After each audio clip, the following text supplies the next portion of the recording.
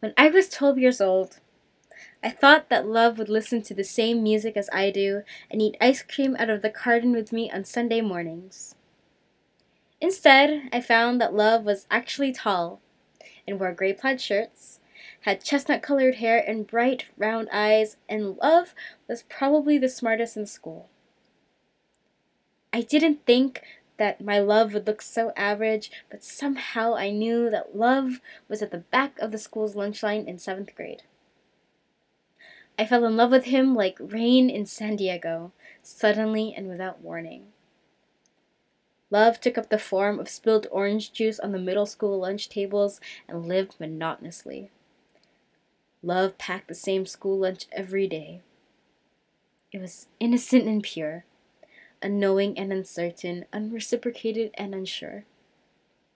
I knew that was what love was at the very first glance. And unsurprisingly, I lost love at 13 under a tree by the park down the street.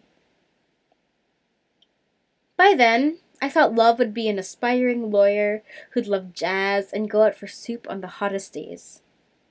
But when love came back to me 3 years later, love was a little different. Love had 2 brown eyes that held me from an ocean away and had messy brown hair that loved ponytails. Just like the stories described, I was the art and she was my artist. Paint dripped from the edges of her thinned-out lips. She loved me in a way I didn't know love could be, because apparently love is meant to know your favorite flowers, favorite chocolates and songs and books, and play Dance Dance Revolution on Sundays. Love knew the muscles that made me smile and the chemicals that my brain made endlessly when I looked at love, serotonin, dopamine, adrenaline. 1 month in, I knew exactly what my wedding dress would look like. Her last name was attached to the edges of mine like a poorly done scrapbook.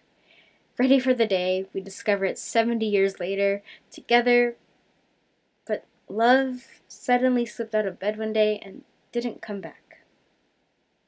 Love left the door wide open and let a cold wind blow.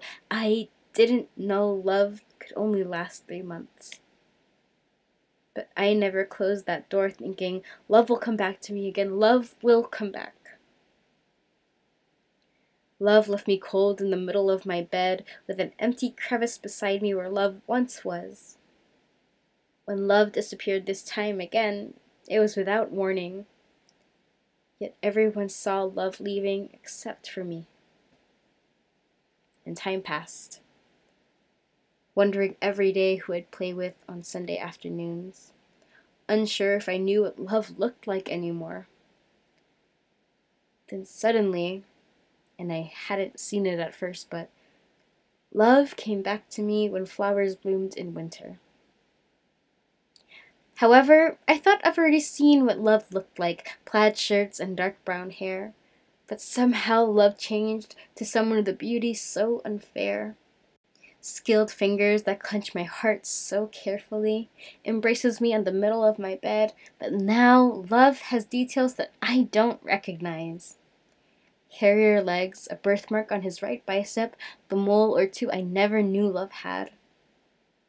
They say that the eyes are the windows to the soul, and I know it's true because when I look into yours, I see us 50 years into the future, all gray and old. Love is the person I never thought love could be. I always thought love would be tall enough for me to have to tiptoe to kiss, but instead, he's enough for me to fit into his embrace perfectly. I know he is love since I remember his Starbucks order better than my own. Love isn't anything I've ever predicted.